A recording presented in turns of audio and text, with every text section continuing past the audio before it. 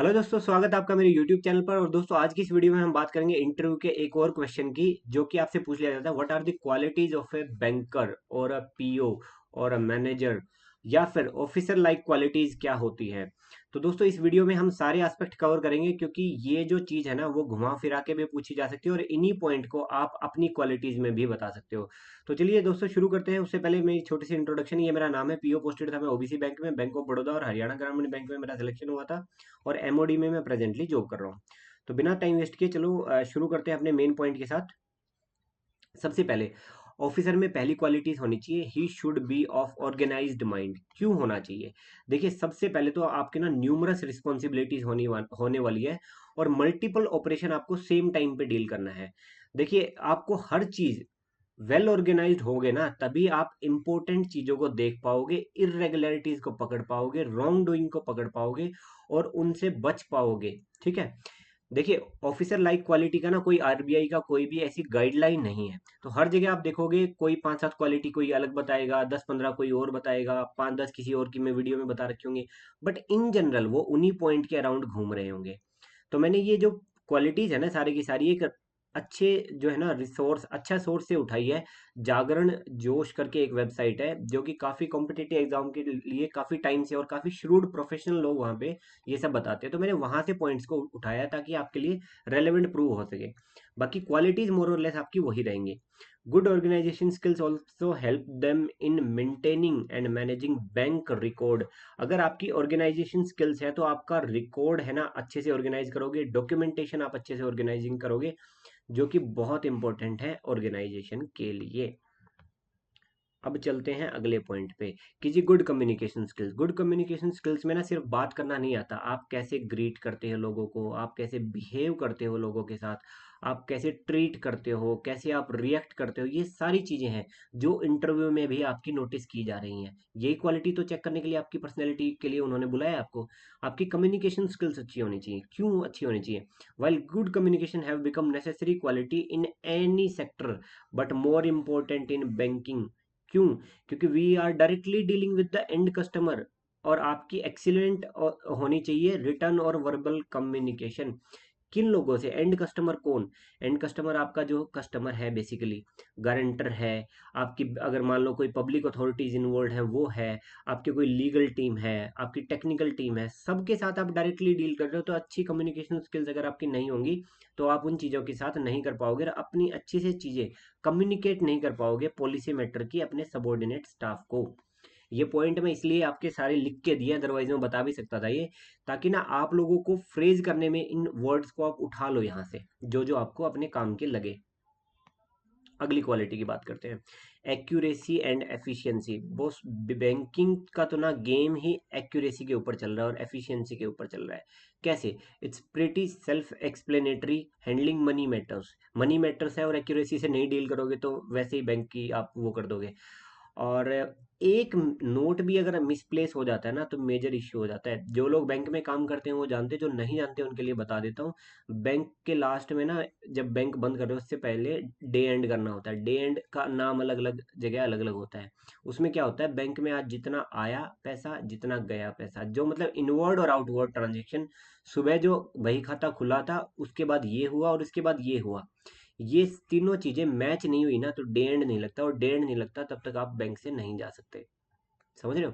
तो इतना जरूरी है। मान लो वो जो आपने देखा होगा ना, वो 5-5 रुपए की भी जो रिसीट, वो उसमें पिन में पिन करते रहते हैं, आपके डिपॉजिट वाउचर, कैश वाउचर जो भी हैं, वो सारे शाम को टैली होते हैं। तो ये तो बहुत जरूरी है। एक्यूरेसी के साथ आपने काम नहीं किया तो आपका डे एंड ही नहीं लगेगा।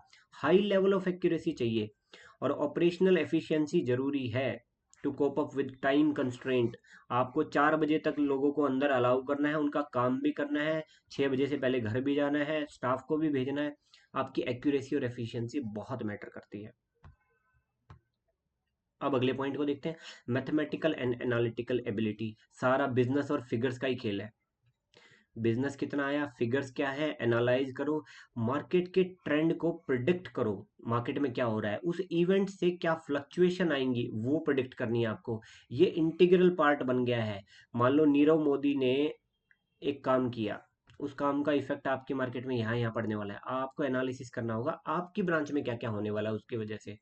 Considering that the majority of the PSU bank employees are going to be directly dealing with financial matter, और हमारा काम ही क्या है, it is important for them to exhibit certain skills and aptitude when it comes to mathematical and analytical ability. आपको ना data figure आपको मिलेगा, उसको एनालाइज करना है और उसको आपको ब्रांच के फेवर में, बैंक के फेवर में आपको उसको यूज करना है। चलिए नेक्स्ट पॉइंट देखते हैं, कोऑपरेटिव एंड फ्रेंडली पर्सनैलिटी। देखिए ये तो बहुत ही जरूरी है। क्यों? Most of the selected candidate selected through bank PO and bank clerk exams are going to be posted in respective branches, branches में ही तो पोस्ट होंगे ड्यूरिंग देयर इनिशियल ईयर, बाद में भी यहीं रहेंगे भाई। They would be interacting directly, वही सारे पॉइंट, सारे स्टेक होल्डर से डायरेक्टली वो कर रहे होंगे, कोऑर्डिनेट कर रहे होंगे, बात कर रहे होंगे, इंटरेक्ट कर रहे होंगे। तो जो ट्रस्ट और कॉन्फिडेंस है ना, तभी आएगा जब आपका ये नेचर उनको दिखाई देगा। ये नेचर नहीं होगा ना, तो आपका बिजनेस डाउन हो जाएगा। आपका बिजनेस डाउन की वजह से ब्रांच का बिजनेस डाउन होगा और फिर बैंक का डाउन होगा। तो in order to win the trust and confidence of the client, account holder, investor, the employees will have to adopt a cooperative and friendly approach in their daily life। तो ये point को आप ऐसे justify करोगे, क्योंकि हो सकता है आपका एक ही पॉइंट पूछ ले वो कि ये पॉइंट आपने बोला है तो इसको एलिब्रेट करो, कैसे, क्या मतलब है इसका। क्विक लर्नर, ये तो जी बहुत ही मस्ट मस्ट क्वालिटी है ये।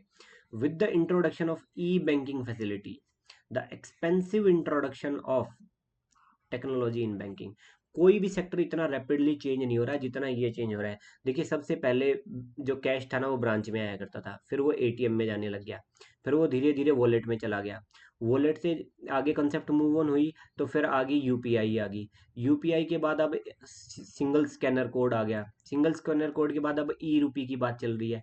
मतलब ये तो कंटिन्यूसली इवॉल्व हो रहा है, 4-5 साल में इतनी इतनी चीजें चेंज होगी जिसकी कोई हद नहीं है। कोई सेक्टर इतना फास्ट इवॉल्व नहीं हो रहा, बहुत डायनामिक नेचर का है। और खास करके feeling pressure from the private sector, जितनी फिनटेक सेक्टर आए हैं उसके बाद से तो बहुत ज़्यादा टेक्नोलॉजिकल एडवांसमेंट की ज़रूरत पड़ने लग गई है। तो अगर आप क्विक लर्नर नहीं हुए, आप टेक नहीं सीख पाओगे, टेक नहीं सीख पाओगे तो आप अपना बिजनेस ग्रो नहीं कर पाओगे। तो आपको नई टेक्नोलॉजी को क्विकली लर्न करना पड़ेगा और न्यू प्रोसेसेस को अडेप्ट करना पड़ेगा, ताकि स्मूथ ऑपरेशन हो और डिफरेंट बैंकिंग फंक्शंस को आप अडोप्ट कर सको, सॉरी। तो चलिए आगे वाले पॉइंट को देखते हैं, लीडरशिप। देखिए ये तो बहुत जरूरी स्किल है। मान लो बैंक ने, गवर्नमेंट ने आपको कहा जनधन योजना लेके आनी है, बैंक अकाउंट खोलने हैं, आपके एरिया में 10,000 अकाउंट थे, उसमें से 5 पहले ही खुले हुए, 10,000 लोग हैं, 5,000 के अकाउंट है, बट 5,000 रिलेक्टेंट हैं, खुलवा ही नहीं रहे। अब ऐसा आप क्या करोगे कि जनधन योजना को आपको सक्सेस भी दिखाना है, मतलब कि इस बचे हुए 5 में से कम 2-3 तो लेके आओगे, तभी तो सक्सेस दिखा पाओगे। अगर 200 अकाउंट ही आए तो क्या सक्सेस हुई। तो अब आप उन लोगों को कैसे कन्विंस करोगे, उसके लिए आपको लीडरशिप स्किल चाहिए होगी। आपकी टीम को आप लीड करोगे, उनको आप बताओगे, समझाओगे कैसे कन्वर्ट करना है, कैसे लोगों को लेके आना है, क्या चीजें समझानी है, क्या वो इश्यू पुटअप करेंगे, कैसे आपको उनको रिजोल्व करना है। ठीक है। तो अपन ना, we are not the cogs in the big wheel, we are the pioneers of implementation of any and every policy और स्कीम। जो काम कोई नहीं करता बैंक करेगा जी। ठीक है, ये आने वाले टाइम में और ज़्यादा होने वाला है।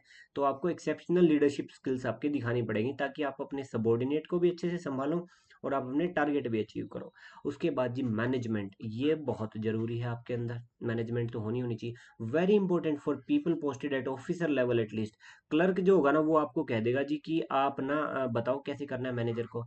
एज ए मैनेजर आप इंडिपेंडेंट चार्ज डील कर रहे होगे, चाहे आप ब्रांच में इकलौते हो, आप ब्रांच में टॉप लेवल पे बैठे हो, क्योंकि स्केल 1 को भी ब्रांच का मैनेजर बना दिया जाता है। बट अगर बड़ी ब्रांच में बैठे हो तो आपके पास जो चार्ज होगा वो इंडिपेंडेंट चार्ज होगा, आपके चार्ज के लिए आप ही रिस्पॉन्सिबल होगे।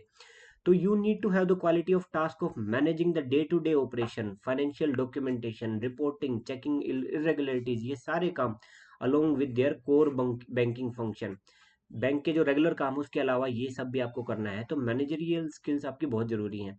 दूसरा, जब आप लोकल ब्रांचेज में आपको मैनेजर बना के भेजा जाएगा तो वहाँ पे अक्सर रिसोर्सेज की काफ़ी कमी होती है, इंफ्रास्ट्रक्चर में भी और ह्यूमन कैपिटल में भी।